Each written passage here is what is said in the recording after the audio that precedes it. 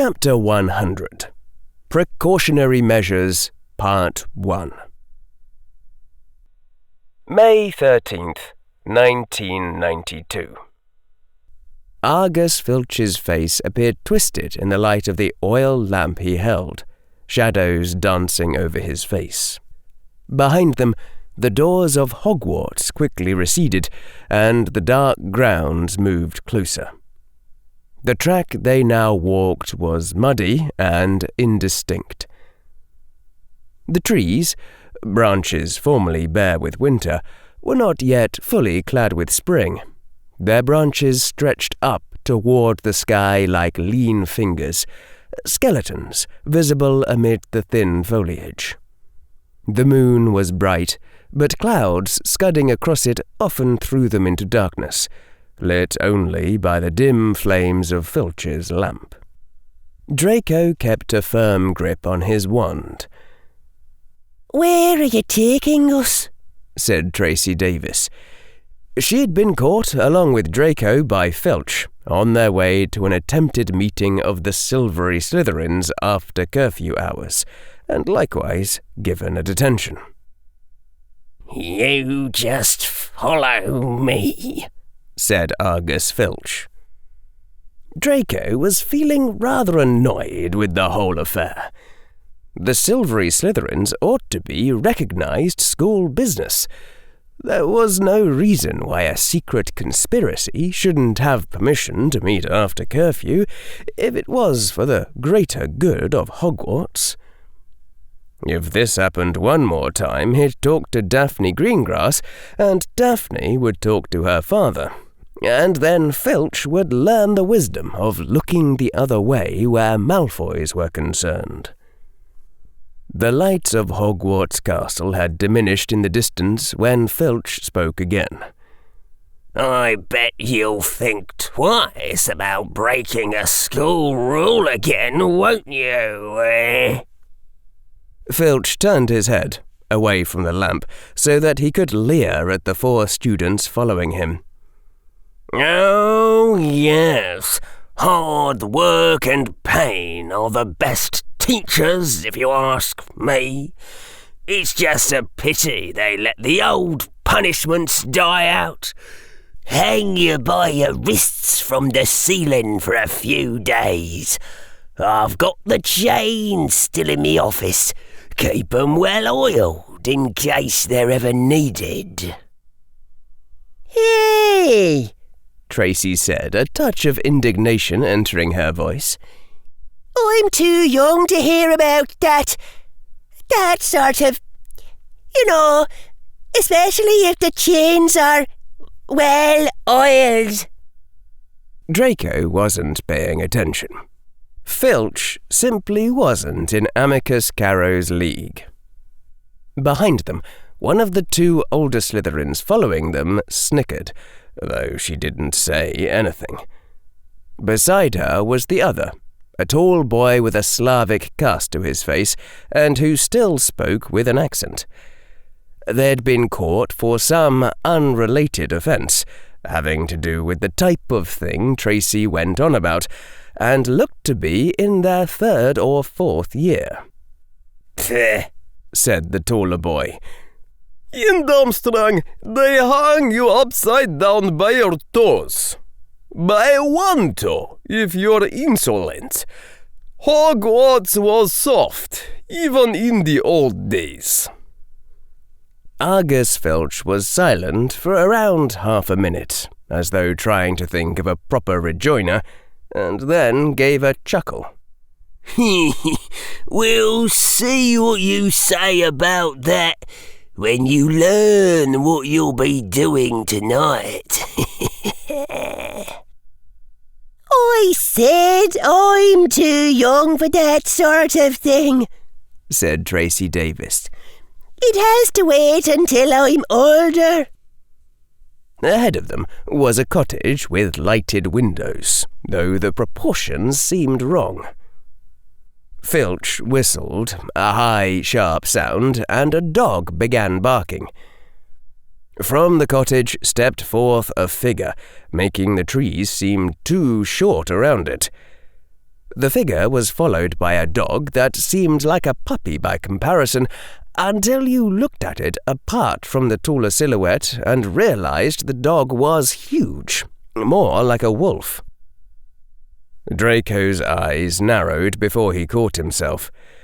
As a silvery Slytherin, he wasn't supposed to be prejudiced against any sentient being, especially not where other people might see him. "What's this?" said the figure in the loud, gruff voice of the half-giant. His umbrella lit up with a white glow, brighter than Filch's dim lamp. In his other hand he held a crossbow.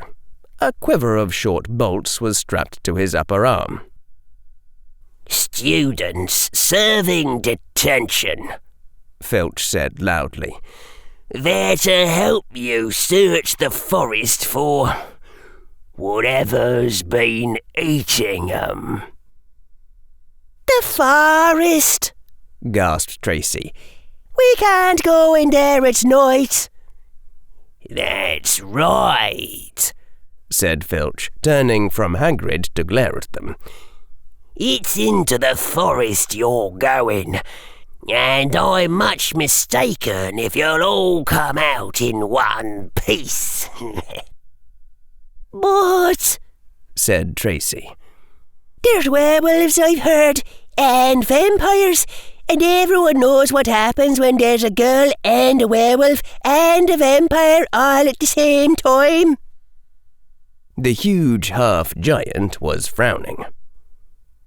"Argus, I had in mind you and maybe a few servants here. There's not much point in bringing along help if I'm to watch over 'em the whole time." Argus's face lit with cruel satisfaction. "That's their lookout, isn't it? Should have thought of them werewolves before they got in trouble, shouldn't they? Send 'em out alone. I shouldn't be too friendly to 'em, Hagrid. They're here to be punished, after all." The half-giant gave a massive sigh. It sounded like a normal man having all the air driven out of his lungs by a bludgeoning hex. "You've done your bit. I'll take over from here." "I'll be back at dawn," said Filch. "for what's left of 'em." He added nastily, and he turned and started back toward the castle, his lamp bobbing away in the darkness. "Right then," said Hagrid. "Now, listen carefully, 'cause it's dangerous what we're gonna do tonight, and I don't want no one taking risks. Follow me over here a moment." He led them to the very edge of the forest. Holding his lamp up high, he pointed down a narrow, winding earth track that disappeared into the thick black trees. A light breeze blew over Draco's head as he looked into the forest. "There's summit in there that's been eating unicorns," the huge man said. Draco nodded. He distantly remembered hearing something along those lines a couple of weeks ago, toward the end of April. "Did you call us to track a trail of silvery blood to a wounded unicorn?" Tracy said excitedly. "No," said Draco, though he managed to stop the reflexive sneer. "Filch gave us the detention note at lunch today. At noon. Mr. Hagrid wouldn't wait that long to find a wounded unicorn. And if we were looking for something like that, we'd look in the day when it's bright. So..." Draco held up a finger, like he'd seen Inspector Leon do in plays. "I infer that we're looking for something that only comes out at night." "Aye," said the half-giant, sounding thoughtful. You're not what I expected, Draco Malfoy. Not what I expected at all. And you'd be Tracy Davis, then. I've heard of you. One of poor Miss Granger's lot. Rubius Hagrid looked over at the two older Slytherins, peering at them in the light of his glowing umbrella. And who'd you be again? I don't remember seeing much of you, boy. Cornelia Walt, said the witch. And this is Yuri Yulie, indicating the Slavic-looking boy who had spoken of Durmstrang.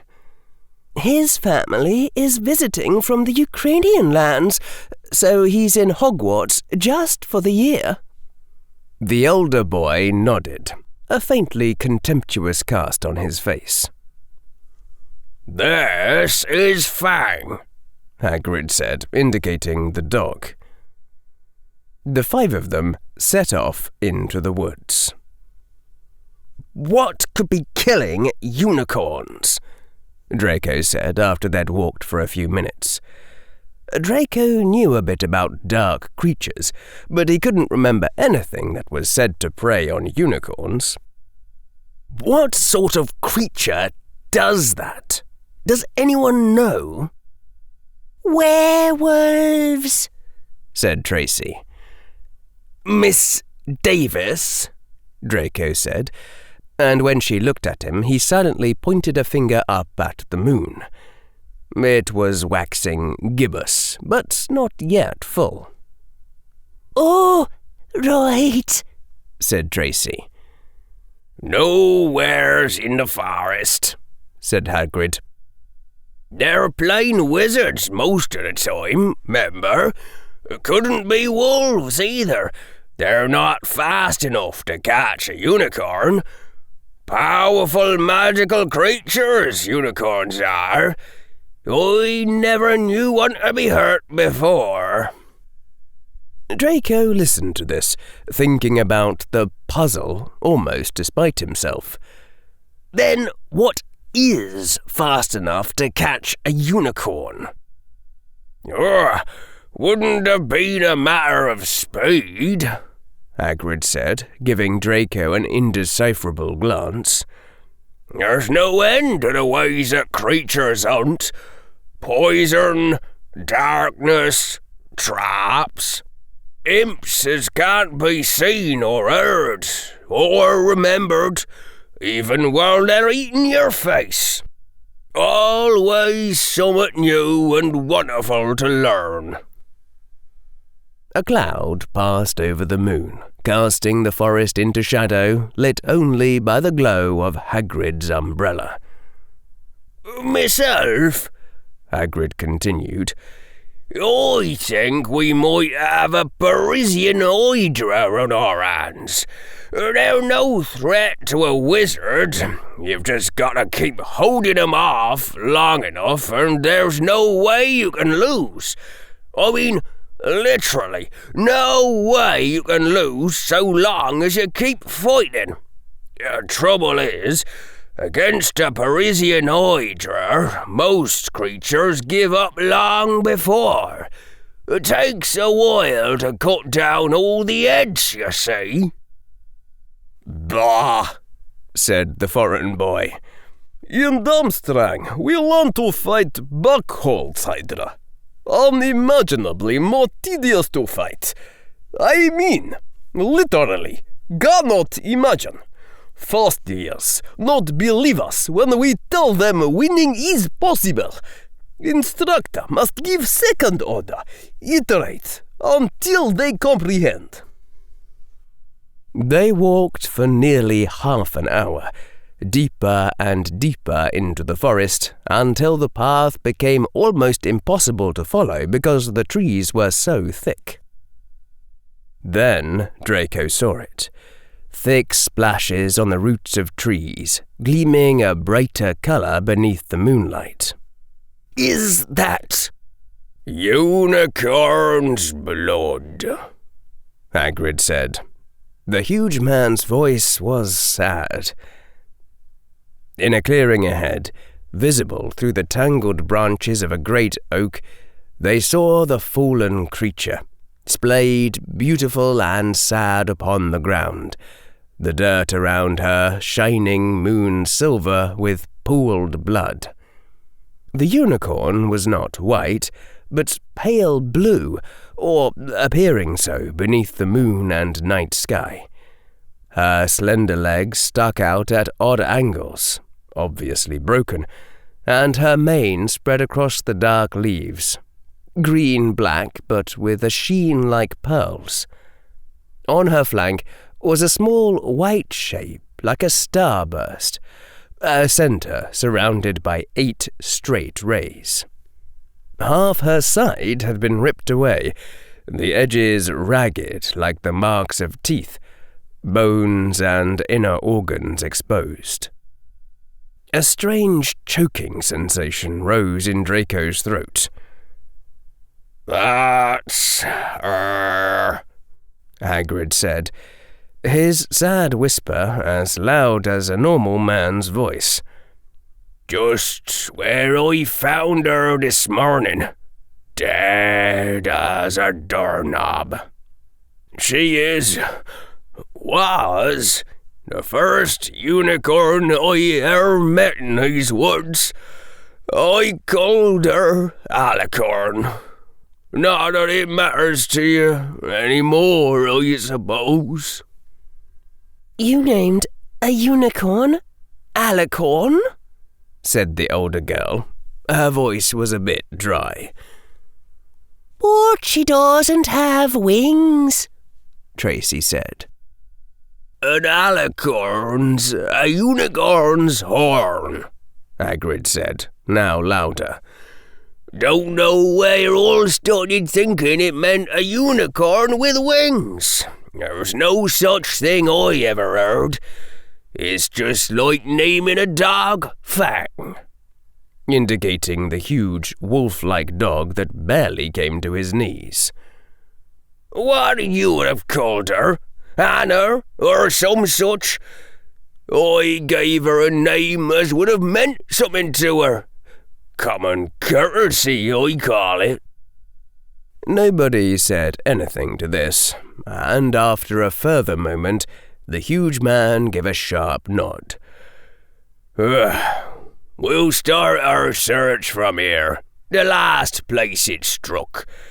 We're gonna split into 2 parties and follow the trail in different directions. You two, Waltz and Yulie, you go that way, and take Fang.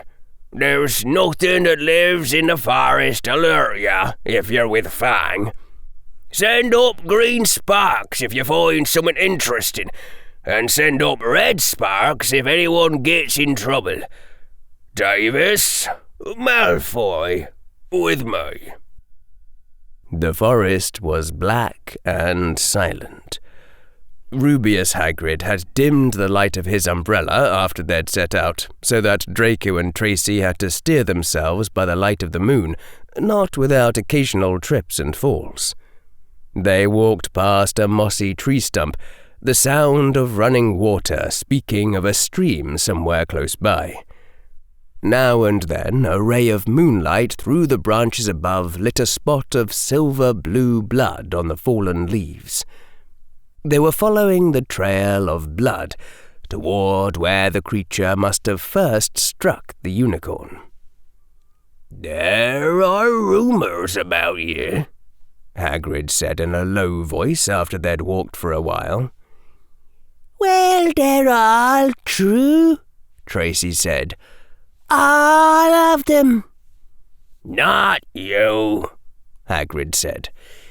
"Did you really testify under Veritaserum that you tried to help Miss Granger? 3 times it was."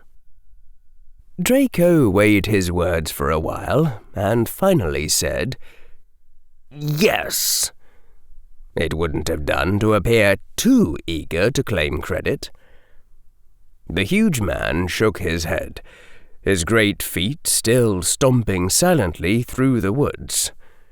I'm surprised, to be honest. And you too, Davis, trying to put the halls in order. Are you sure the sign hat put you in the right place? There's not a single witch or wizard who went bad who wasn't in Slytherin. So it's always been said. That's not true, Tracy said. What about Xiaonan Tong, the Black Raven, Spencer of the Hill, and Mr. Cavon? Oh? Said Hagrid. Just some of the best dark wizards from the last 2 centuries, Tracy said. They're probably the best from Hogwarts who weren't from Slytherin. Her voice fell, lost its enthusiasm. Miss Granger always told me I should read up on anything Anyway, Draco said quickly, that's not really relevant, Mr. Hagrid. Even if... Draco worked it around in his head, trying to translate the difference between probability of Slytherin given dark and probability of dark given Slytherin into non-scientific language. Even if most dark wizards are from Slytherin, very few Slytherins are dark wizards. There aren't all that many dark wizards, so not all Slytherins can be one.